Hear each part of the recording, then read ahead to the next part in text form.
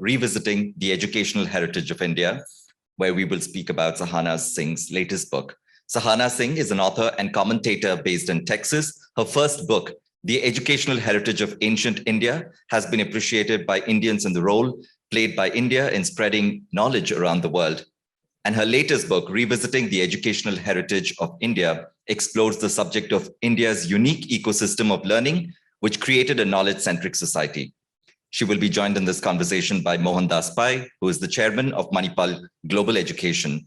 They will be in conversation with Vikram Limsay, who is the CEO of Helicon Consulting and managing director of Pro Cycle and Sports India. After the conversation, we will also open it up for questions. I would request if anyone in the audience has a question, if you could come down and use this mic. We're also recording this session to be used later on YouTube. So that would be really appreciated. And with that, over to you, Vikram. Okay, good morning, everybody. Thank you for the introduction. Good morning, Mr. Pai. Good morning, Sahana. Nice to be here. As Mr. Pai said, we are in the cusp of virtual and real world. So, of course, the audience will be more virtual than real, and this will be simulcast later, I'm told, on YouTube. Today's topic is, I think, in the context of the current India, one of the most urgently significant topics that we are discussing. And in that, I'm very happy to be anchoring this show and moderating it. In the era of infrastructure, when everybody is talking about various types of infrastructure, there's a lot of focus on the physical infrastructure. There's a lot of focus on the digital infrastructure, but to my mind, at the base of every infrastructure is the intellectual infrastructure of any society or a culture or a nation. And to some of us, at least to me, I feel that the intellectual infrastructure is kind of little bit requires a lot of correction. There was a chance in the NEP, a lot was done, but a lot more can be done. And the intellectual infrastructure is normally represented by the educational infrastructure of that nation or that society or that culture. And that's why it becomes very important to discuss education in that context of infrastructure. We talk about our infrastructure, and many times people say this has happened to our education, that's happened to our education system. Sometimes I wonder whether this is really our education system or not, because our education system probably was lost a long time back, and we are kind of in a precipitate of whatever we've got. But then who better than to start this discussion with Sahana, who's kind of written a very seminal book on the subject, which reflects the topic of discussion today. So let's start. I'm going to be putting the session in 5 questions, and we'll try to kind of seriously take fun. Point number 1, we'll look at what really was our educational heritage of this country. The second point was, how was it destroyed? Third was, why did we actually succumb, and why did it succumb to that destruction? And that's very important for learn if you're going to build something. And then finally, why is there a need to revive it? And then how to revive that educational heritage. And with that, I'll start with the first section. Sahana, what really was our educational heritage of our great culture? Maybe you could spend some time on that. Thanks for the question. Namaste to everyone, the offline audience as well as the online audience. It's an absolute honor to be here today at the Bangalore Literature Festival. So what was our educational heritage? This is something that I've been writing about, reflecting on for 2 or 3 years now. So during my research, what I found was that India was the knowledge capital of the world. And this did not happen just by chance. It happened because we had an ecosystem of learning where it was absolutely the duty of every individual to remove his ignorance. You have to study, you have to know, you have to learn. This was the culture of the country. And it was so deeply instilled in us that it was there in our ceremonies. Many of our religious ceremonies are to do with learning. So we had the Akshar Abhyasa, which was the first time that a child would learn how to read and write, or rather the first time a child wrote an alphabet. Akshar Abhyasa, Vidya Arambha, and in Bengal it was called Hate Khodi, which they do during Saraswati Puja. Both girls and boys, the first time that they learn how to write an alphabet is celebrated ceremonially. That shows the culture. And then we had the Upanayana ceremony, when the child will go into the higher learning. And again, higher learning was higher in every sense of the word. It was not just more difficult subjects to study, but understanding the nature of self, that was considered higher learning. Who are you really? And what is this reality around us? Is it real or is it not? Those kind of deep questions, when you embarked on that kind of higher learning, you had a ceremony, which was again very, very beautiful, very poignant. There would be elders coming to bless the child who is going into this, embarking into higher learning. And then there was a graduation ceremony called Samavartana. And if you see what that ceremony was like, then today's convocation ceremonies would pale before them.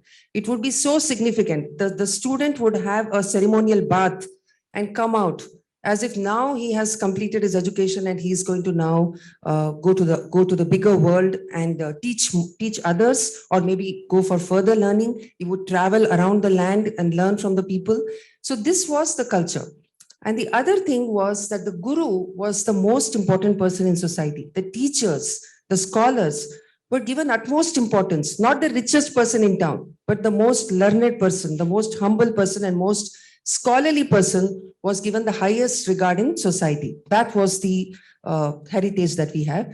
And so Gurukulas were there. We had different kinds of educational institutes. We had mathas, we had agraharas. Agraharas would be where the houses of the gurus would be close to each other, and students would go and to different gurus. And in the verandas of those houses, there would be classes.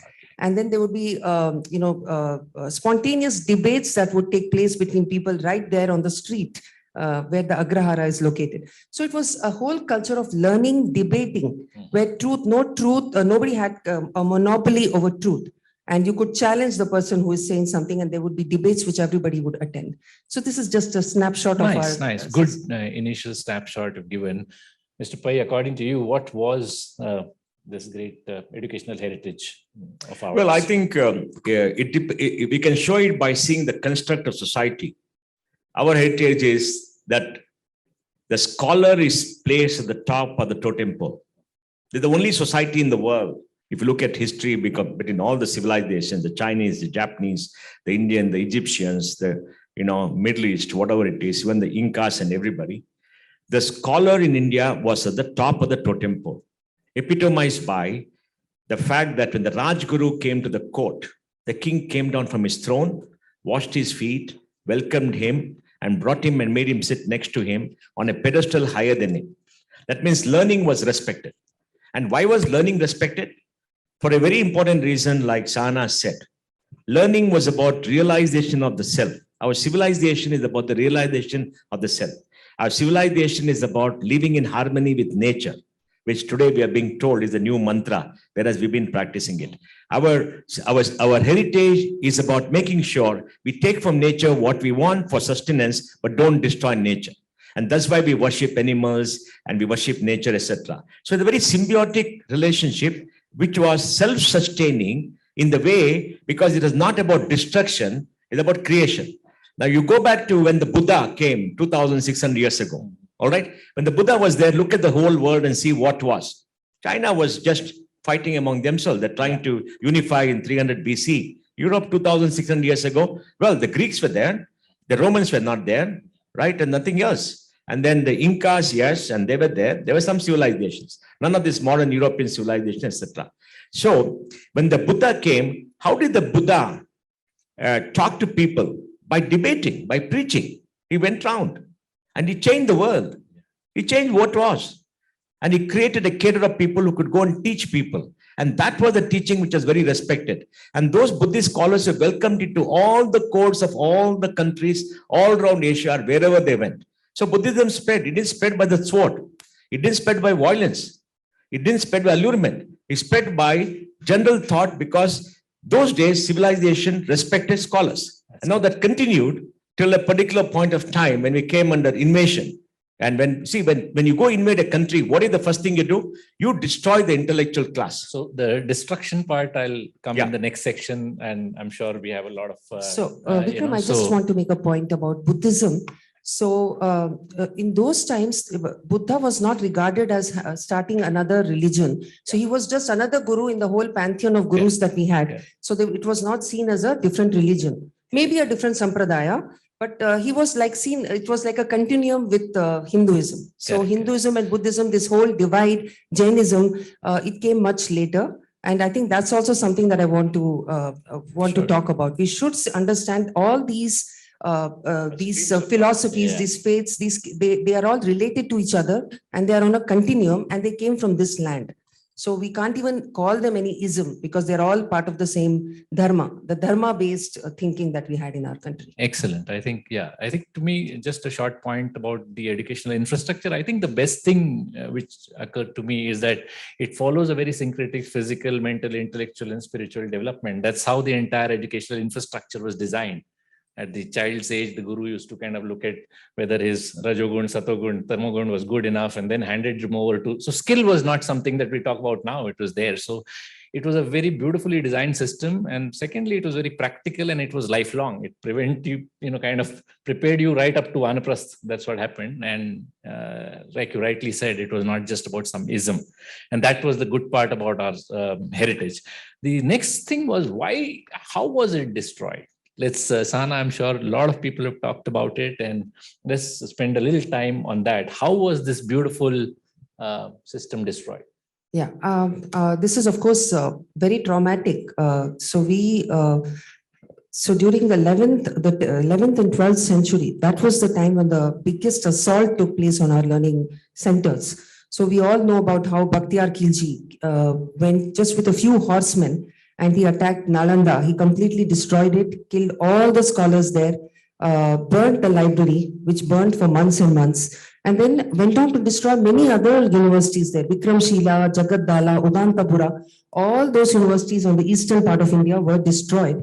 And as the Muslim rule spread over the rest of the country, then the other places also, there was destruction of universities and learning centers. In fact, it has been said by Al-Biruni himself in the chronicler of Mahmud Ghazni's times. And he was saying that the Hindu sciences have receded to those parts of India where our hands have not reached. So it was said by them, it has been chronicled. So that's the time when the maximum destruction took place. And then afterwards came the Sultan's rule. This Qutbuddin Aibak and the others, they also destroyed. Qutbuddin Aibak destroyed temples in Banaras. Banaras was a very important center of learning right from ancient times. And so the temples were burnt, the scholars ran away, whoever could survive. They carried manuscripts with them, they carried whatever they could, murtis with them sometimes, and fled to whichever part of the country gave them shelter. So there are these massive exoduses that took place when our institutes and universities were destroyed.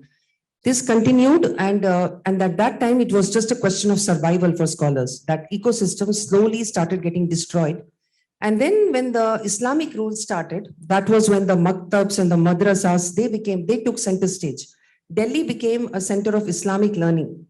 And initially, in fact, the Hindus were not allowed to study in these centers, like the madrasas.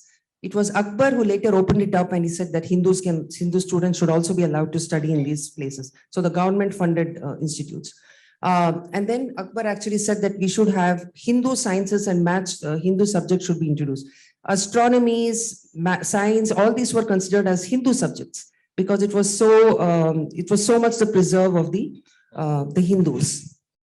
And then afterwards, Aurangzeb came and reversed all this, whatever good that Akbar did. So again, there was this period of era of darkness that you could say, which started when the culture of learning was eroded. Because earlier it was everybody's duty to go and learn, and they used to travel to different parts of India to get admission in the university of their choice. So for example, Nalanda used to only allow 20% students to get in. Out of so many who applied, only 20% would be allowed. And they were very difficult admission tests. So this was a merit-based society, not just Nalanda, north, south, everywhere. And that is the time, I think, when the Islamic attacks happened. That was the first time the destruction started. And that was followed by the colonial rule. So the destruction done by the colonial rule, in my opinion, is even worse because they seemingly did set up educational centers, but they kind of, in a very strategic way, they wanted to destroy our knowledge systems. They wanted us to feel inferior. They wanted us to feel ashamed. And they wanted us to look up to Europe as the place from where all knowledge is coming, all modern science, modern maths. So they literally wanted us to believe that we are ignorant people, and they are going to teach us. So Macaulay's minute, if we see, clearly says that they want to create a class of persons who are brown in skin, but they are English in their tastes and in their opinions, right? So this is the time when another kind of destruction happened. When all, there was an exodus towards English medium schools, and then those who were teaching Sanskrit, the traditional scholars, they started feeling very small, and they were treated in that way, as if they are, simply because they used to dress in their dhoti and the kurta, they were made to feel like, oh, you don't even dress properly. You don't even wear clothes like the Englishmen. So that is another kind of destruction that took place, which is still, we can see the signs of that even today. The colonization, the mind, the mental colonization started from that. I think, one is the British, and then before that, the invaders from the Northwest. I think they caused the maximum damage, very well known. Your comments, Mr. Pai, on this Vikram, we need to understand, when there is war, there is destruction, and the first thing to destroy is the intellectual capacity of the people you want to conquer. Look at Alexandria was the center of the Greek civilization. Right. The library of Alexandria was burnt and the Greeks were finished, right? Till it was discovered much later. The Christian mob who did it, right? And then Takshashila was destroyed by the white Hunas who came in an invasion and destroyed that later. Because when you go to a foreign land, what do? You want to enthrall your people. So you have to destroy the knowledge accumulators and do it. It happened all over the world. The Dark Ages in Europe. Yeah. What are the Dark Ages? The domination of the church and the destruction of everybody who was not talking to them and kowtowing to them. Right? When the Romans collapsed, what happened? Everything got destroyed. When civilization begins, you start creating knowledge and respecting the scholar. When somebody comes and conquers, that's been the history of the world. The Incas were destroyed. There's been so much destruction all around the world. And it is these invasions that happen, and the invaders want to impose their culture and their views. What happened to Persepolis? Persepolis was the center of the Mediterranean for words. Persian, it's all destroyed. Yeah. So that is what is happening. So even today, academic hegemony, cultural hegemony is much more subtle. And if you want to subjugate the people, you subjugate them by the thought. Marxist theology, Christian theology, Marxist theology. They are the new mantras where you come and try to subdue people. Now, we all yearn for a society where there are multiple streams of reason. Right. And you're exposed to multiple streams of reason, and you as a student decide what you want and you debate. Now, that was our culture, because there is no imposition of one point of view. And that is why you find that various hues of thought were there. I had a conversation with Amartya Sen on this. And you're saying with 13 universities, this kind of a debate was there all through, and that was a society. That's why he wrote the book, The Argumentative Indian, because all by arguments and debate that you found new thoughts. That means there was no dogma. Absolutely. See, dogma is a way to impose your thoughts, and dogma comes with the invader, because the dogma supports the invader. So we had the Islamic invasion. Before that, the Hunas came. Absolutely. The Mongols had come, later. Before that, I think, before and later too. And then we had the British come. Everything has led to it. And then comes the capture of education by other interests. Absolutely. I think truly, from what I've heard, I would like to summarize it in my own way, in a manner that I think initially... Sorry, can I just intervene a little bit here? So the one thing I want to say is that culture of invasions and destruction was not really ours. So when what happened with the invasions, the Abrahamic invasions, this was not really our culture, in the sense that even when we invaded, the kings of our land also used to invade, or they would capture each other's territory. But we don't really hear of libraries being burned or books being burned, because in our culture, books are sacred. Absolutely. And so this whole thing of, destroying knowledge was not really our culture. It is an outside concept that came later on from the 11th, 12th century. Otherwise, I wouldn't True. say I think the post-Gupta period, which is around 950, that's when, this... Because even Shivaji... influences started later. Even Shivaji, when he had that guerrilla warfare, he had instructed his soldiers not to destroy any books. Yeah. So they not to harm women, not to destroy books. So that was the way when, in fact, the civilian population would not be affected. In the earlier era of invasions, before the medieval period, the civilian population would continue with its activities. The farmer would keep tilling the land. He would not be affected. And the war would take place in a battlefield. The battle would get over and then they would all go back. True. I think the systemic destruction also happened in a very methodical manner, to my view. First the temple infrastructure, which was your Annamaya Kosha, got destroyed.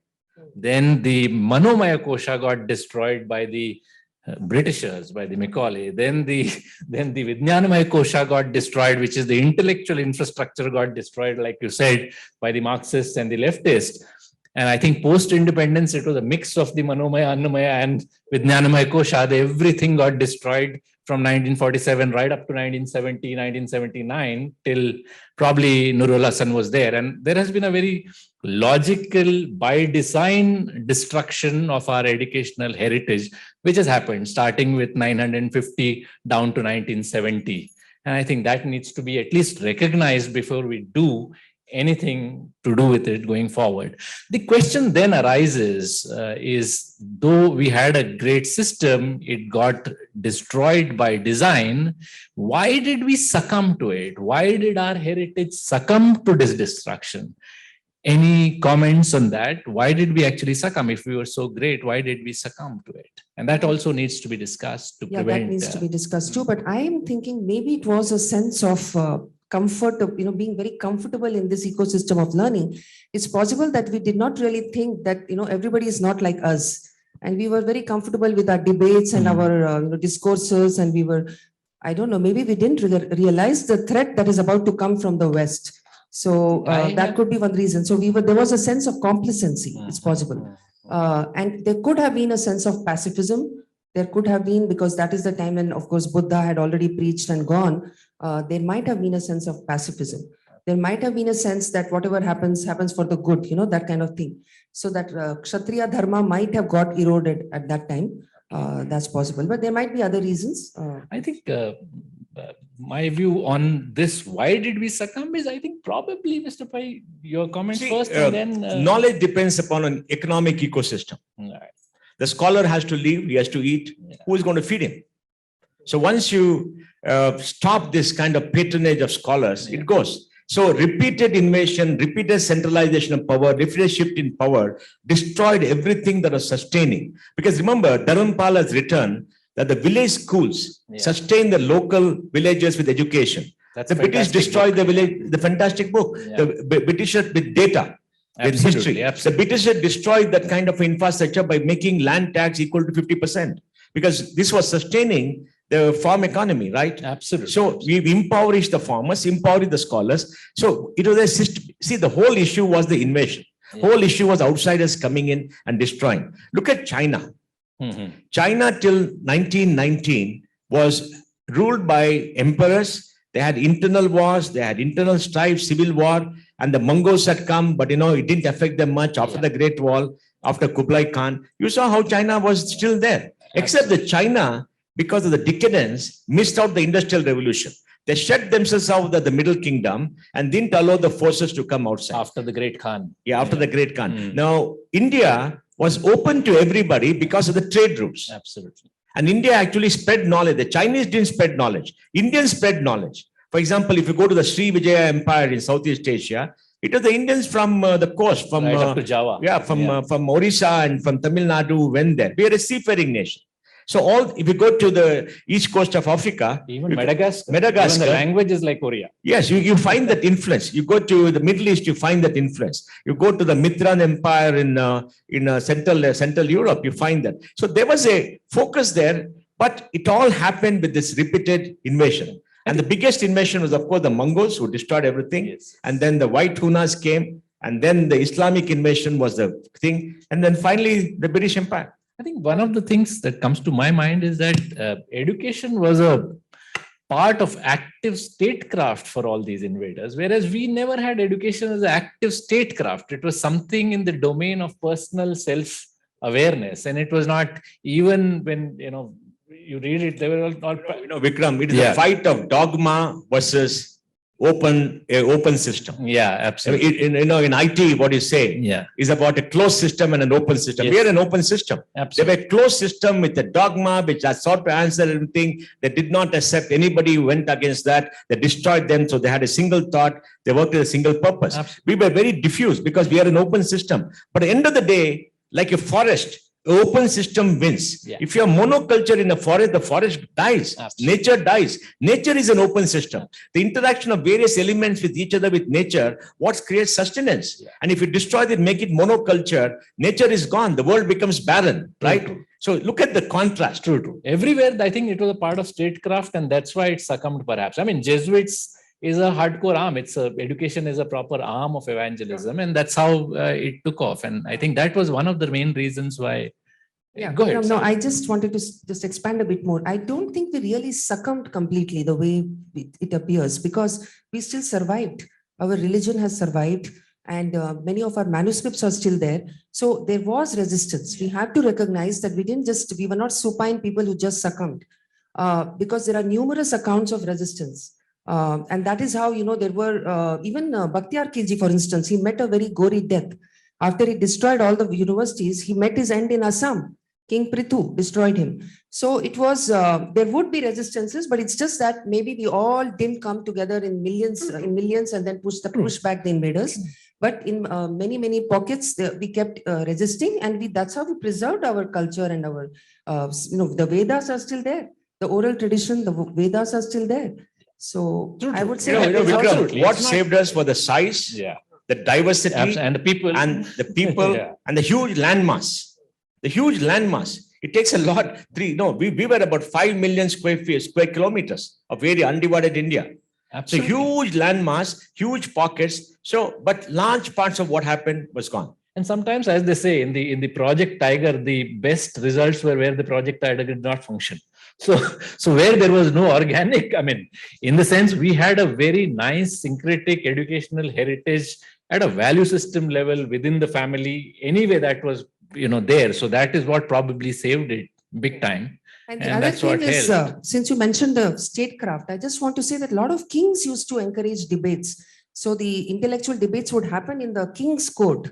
And the kings used to encourage the gurus. For example, Vyasa Tirtha was a guru who, during the Vijayanagara Empire time, he was, because he was such a well-known guru and loved by the students, he was given a lot of land so that he could now set up a larger Gurukula, Matha, and teach more children. So the kings were also involved. It's not just that the teachers were doing.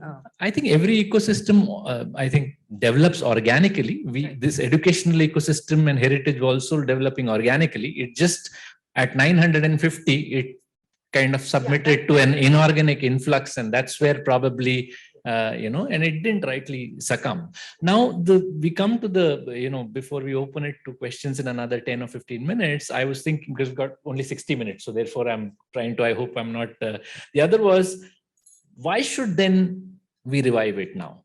What is the need for reviving this great educational heritage? We'll start with you, Mr. Pai, this time. Vikram, we have to know who we are. We are Indian. Our roots are here, our civilization here. We are not European, we are not Americans, we are not Japanese, we are Indian. Yeah.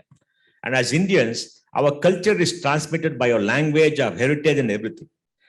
We should know about it. It's up to us to accept or to reject. We have that freedom. And the freedom is not there in many parts of the world. True. But we need to know who we are, because we have to be secure in our roots. Now, if you're not secure in your roots, you become rootless. So who are you, what are you, etc. And that is the core of any civilization. For example, David Cameron says, UK is a Christian nation with Christian values. Try saying it in India. I don't know why. You'll all be attacked for no reason, because these people can't think, right? So we need to have a notion of ourselves. For that, it's important for us to understand who we are, what we are, to know your culture. And then we have a duty to pass on our culture to our children, because it's a long continuum. It's a long continuum. And because we are diverse, and we have to support this diversity. Now, there are 3 of us. We're all Indians.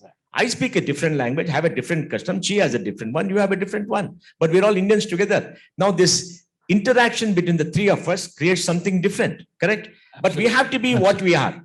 I can't be you, you can't be him, her, and she can't be me in terms of culture and heritage. Now, that is important, because that is what sustains a society. So we have to understand all this. We have to be exposed to stream of thought. But we have to be in tune with the needs of today. Today, STEM education is important. Today, the great learning that happens all over the world is important. And those have to come to us. We have to assimilate it. We have to add to it. We have to interpret that in our own terms and add to the accumulated knowledge of humanity. We can't shut our door and say, oh, we go back to the past, we do this. That's not going to work. And that's what is happening in the technology industry today. In Bangalore, we are creating new innovations, creating new things because we use what the world has, add to it and do things better. That's the way. But we should not be swept off our feet. The last point is like Gandhiji said, I'll open the four windows to the four corners of my house to let the breeze from all of the world flow in, but I'll not be swept off my feet. Very nice point. I think that's the point broadly you're making, is that if we know our culture, then there's a way forward. I think the best example of recent is Turkey, where they have forgotten their culture, and look at what's happening to the lira now in the last 2 months. What is the reason why, Sahana, according to you, we should be reviving our educational heritage? Right. For me, it is not just a question of identity, knowing who we are, but I think that reviving, knowing our educational heritage and reviving those aspects which are relevant today would actually be a service to the world. Because if you look at all those, the works that we produce, the mathematical works, the astronomical works, so many other, so many other works, the commentaries of various texts, knowing about them is actually going to empower us and help us to be in harmony with nature. It is going to help us to be contemplative, to be calm, and to be reflective. It is going to improve our personalities. It is going to make us better people. It is going to make the world a better place if we revive our educational heritage. Because most of the works that were written in those times, they involved very deep thinking. And just by knowing even a little bit of what is written in those texts, you feel so inspired and you feel so energized that you will actually start working for the society. You will start thinking more deeply. So just to give an example, I did join Nyaya Shastra classes. And my teacher, Sarvesh Tiwariji, was teaching me.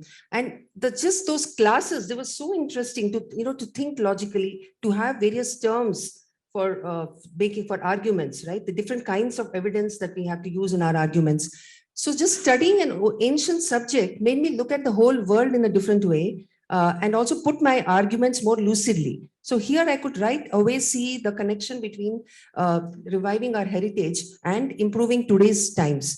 So, the kind of debates that you see in TV today, news channels, absolutely useless. If you have a Nyaya expert looking at those debates, he's going to laugh because logic is thrown out of the window. It's all emotional. So by reconnecting to our heritage, I think we are going to become better people, and we are going to, you're going to create a more sensible and sensitive society. So it's for the good of the world that we need to revive the heritage. Correct. I think there are absolutely wonderful points, and especially what you also said earlier. There's a need to revive. In my personal view, if I were to summarize, is that there's an economic logic. There is definitely an economic logic. It's a $6 trillion industry. Education can be a differentiator. And not just a differentiator, it's a proven differentiator. After all, the people who have gained from the education system, whatever is left of it over here, have succeeded globally. So that is one reason, very clearly. Why should 7 lakh people go out of this country and go for studying? Because 5 million people who are going out of their countries, they could come here. That is one. The second thing, I think the education heritage can definitely be a soft power, like so many other soft power advantages that we have. So there are not just social reasons why we should probably revive it. There are pure practical reasons of being a soft power and an economic differentiator for reviving it. How then we revive it? And that's where you come in, doyens in the education sector. How to revive it? We have to revive is correct. How to do it now? We have to look at the principles of society and create an open society. We have to open up the education system. We can't have controls in Delhi. We can't have NCERT controlling that. We can't allow the capture of education system by ideological perverts from Delhi. So we have to create an open system which is native to the genius of the people of a particular area.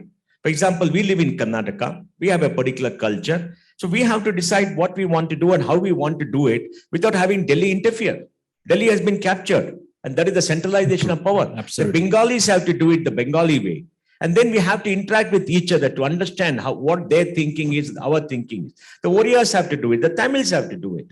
Because, they have a deep culture. Tamil is the oldest spoken language in the world. So, look at Kerala. Kerala is very different from Karnataka. Look at Maharashtra.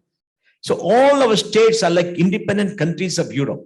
Like they have created an open system, we have to create an open system. So nobody captures it. The biggest disadvantage of a centralized education system is it can be captured by a small set of people, as happened by the leftists after Nurul Hassan. They shut out the system. So we have to open up the system. And to me, the new education policy captures all this. You see, Vikram, the new education is beautifully constructed because for the first time after the Radhakrishnan committee, the Kothari committee, whatever committee, it answers the question, what do I as a child need in terms of education? As a child, I go on a voyage of discovery. I have to find out for myself. I need exposure. I have to live with society around me. I have to experiment with the hands. I have to play. I have to think. I don't need too much of homework, right? I have to do projects. I have to apply for mind. I must get some knowledge, but I must use it.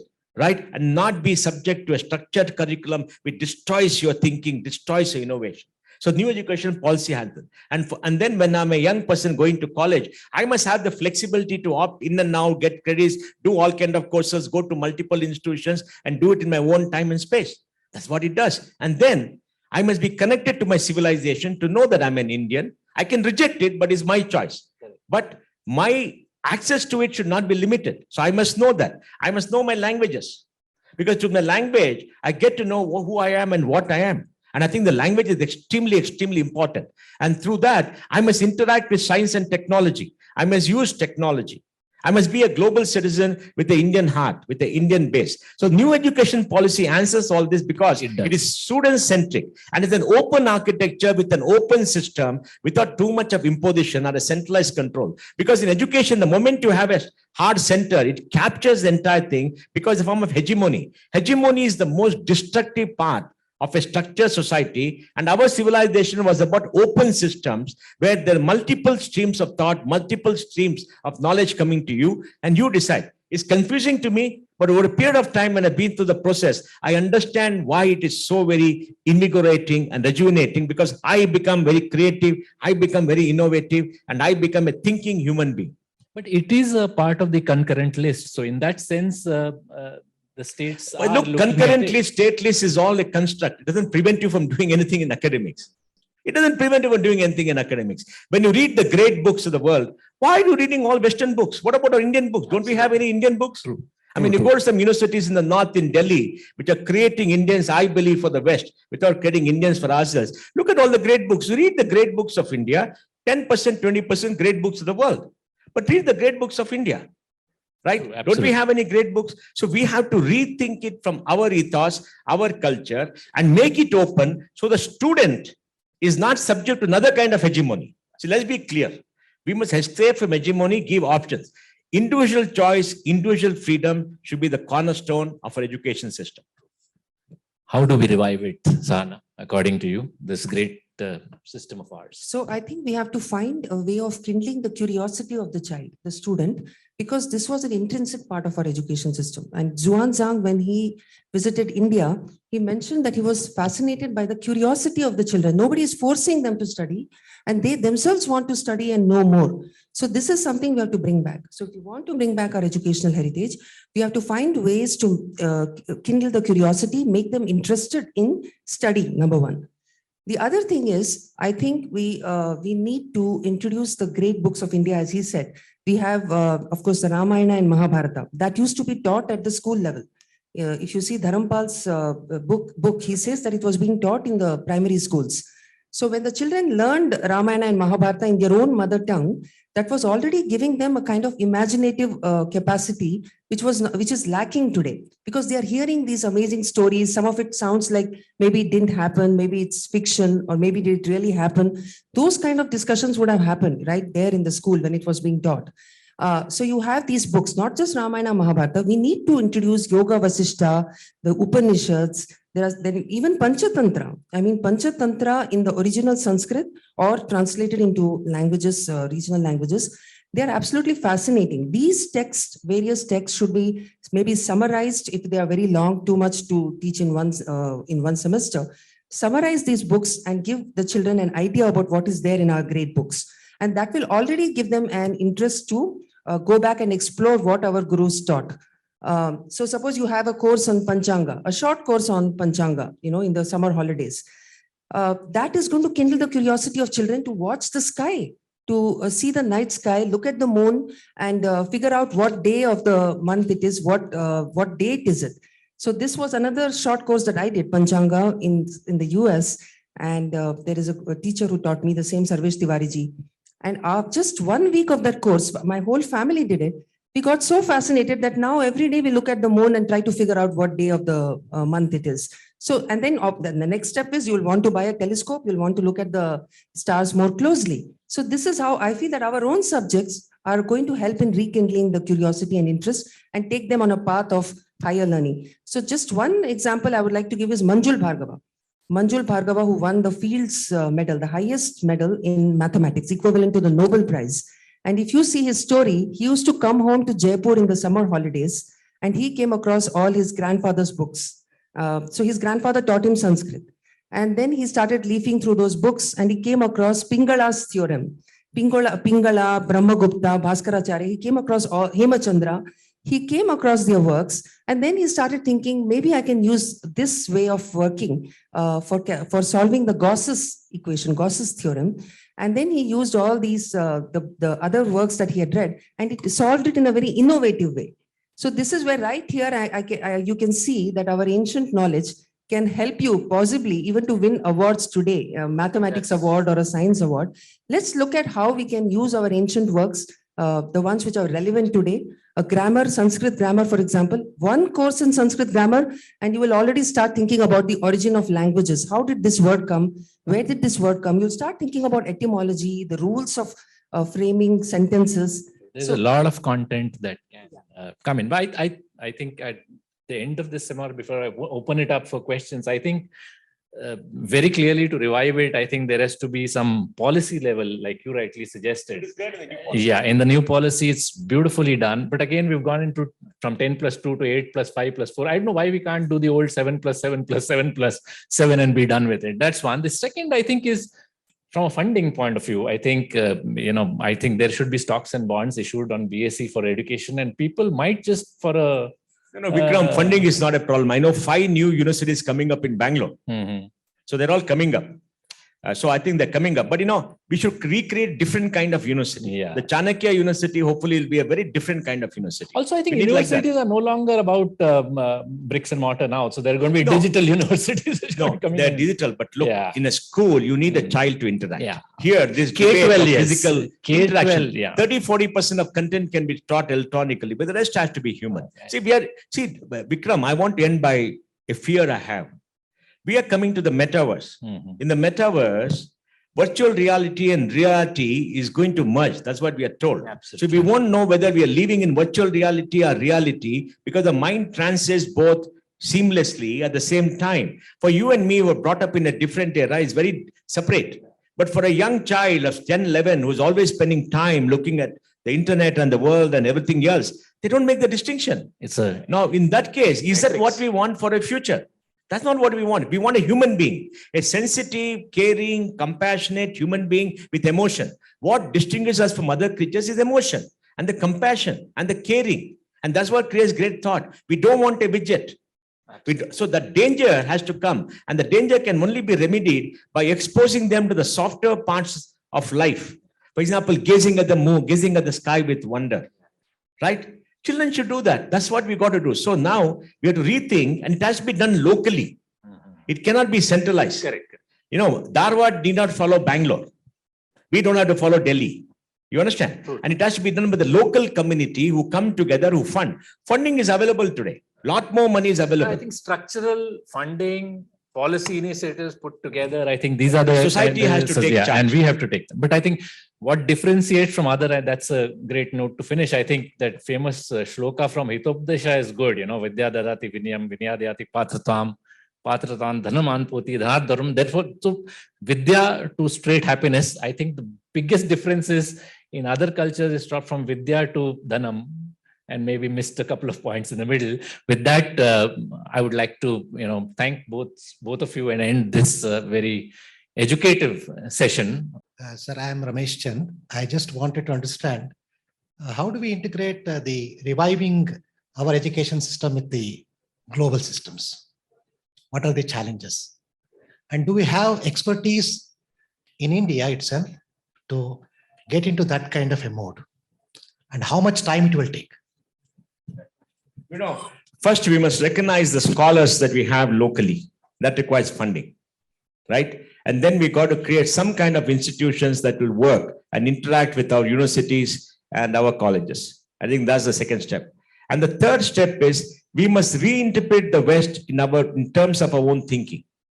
That reinterpretation is important to have our views, our streams of thought. And with that, so we can have a dialogue or a debate. Today, we are being dominated by what happens in Chicago. I mean, what happens in Chicago is in their context. That's getting dominated here because all those people who go there for studying because, they want to go there, get scholarship, they come here and try to dominate us, right? So we have to invest. To me, the question is, we need a massive investment from society. I don't see any problem at all in integrating with world education. So if we know a little bit more about our history, our culture, and our knowledge systems, it is only going to make us much deeper in our understanding. And then when we study the modern sciences, the modern developments, modern technologies, it's just going to make us understand it even better. I don't see any problem at all with integrating. Yes, in setting up the institutions, maybe setting up the curriculum, the courses, that might take some time. And the NEP has given some direction. So I think we can work on that, on the guidelines that they've given. And I think we can do it very easily. It's because that's how we were in the just about 1,000 years ago. This is how we were. Our knowledge system was integrated with the world. So there might be a period of 6 months to 1 year when we have to work it out how to do it. But it's going to be quite seamless. I don't think there should be a problem at all. I think 6 months to 1 year is. No, I think your question is very practical. I think the structural aspect of whether it'll integrate with the global system, I think I really like your question, because the one small point I have to make is that the education system respects economic hegemony, and the economy also respects education system. So thankfully at 8%, 9% and 12%, if we continue that, the world will start respecting the economy and therefore the education system itself. And therefore those 5 million people studying around the world, you may have a lot of them coming into our country, and then thereby it takes over. But I think it's a matter of it cannot happen overnight for sure, like you rightly said. But over a period of time, the beginning has been made at a policy level, at a structural level, and I'm quite certain at a social level, there's a lot of awareness, and that's going to happen. No, because I also want to add that I know people from Gurukulas who are doing well in life. They are totally integrated. They studied in a traditional Gurukula, and then they are working in their own industry, or they're working as managers. They've had no problems. So being in an urban setting like all of us, and being aware of how ridiculous, some portions of the syllabus that our children learn is. At the same time, as a parent, I'm completely flummoxed as to what approach to take, what way to take. We are very scared to get out of the system because we don't know if that's the correct decision and if that's the right thing to do by our child. So can you please give me some... Who are you addressing, Mr. Pai? Yes, sir. We are all trapped in the system. You know that, as a parent, you are trapped in the system. As children, when we learned, maybe we learned a long time ago, it must be a little bit different. So what I would suggest is you must form group of concerned parents and then look at, like Sahana said, people who can teach you many things which you think is important for your child, and allow the child to interact with that and keep the curriculum going, because you got to pass the exam. There's no other way. You got to go to the structure. You got a class test. You got to do all that, right? So keep that going in parallel. Yes, in parallel. Do it in parallel, because you can't break. Otherwise, you got to homeschooling and allow the child to go to a class 10 and do an exam. See, you don't need the certificate. We're all middle class. We're not rich. Right. We're not people who can say, forget it, You have to go through the process. We are trapped. We have to change the system, but have a parallel system with parents and the ecosystem which is available using online, and that can really help. And talk to the children, explain to them. I think the key for us as parents is we must talk more to our children, explain to them many things and do that. My father used to teach me the Mahabharata and Ramayana when I was a small kid, when I'm going to sleep. I still remember it. I didn't teach my children. I made a big mistake. I made such a big mistake. So I'm making sure my grandson and his mother, my grandson's mother, my son's wife is very good. She wants to do all this, and I'm encouraging them. I think it's important. You must do it. I just want to add that there are institutions today which are just the other day, a group of people from Gokarna came and met me, and they have started a new age curricula, which is going to integrate modern subjects with the ancient Indian subjects, the time old, the old subjects. So they are having Nyaya, they are having all those subjects, but they are also going to be studying mathematics and sciences, modern mathematics and sciences. So I think there are these kind of institutes as well. I think they will only multiply. One or two successes, and you'll find that this model will start getting adopted. So I think this is the transition period, and you'll soon find the kind of, yeah. Great. Thank you so much. Can we have Thank you a quick all. round? Thank you very much. Yeah.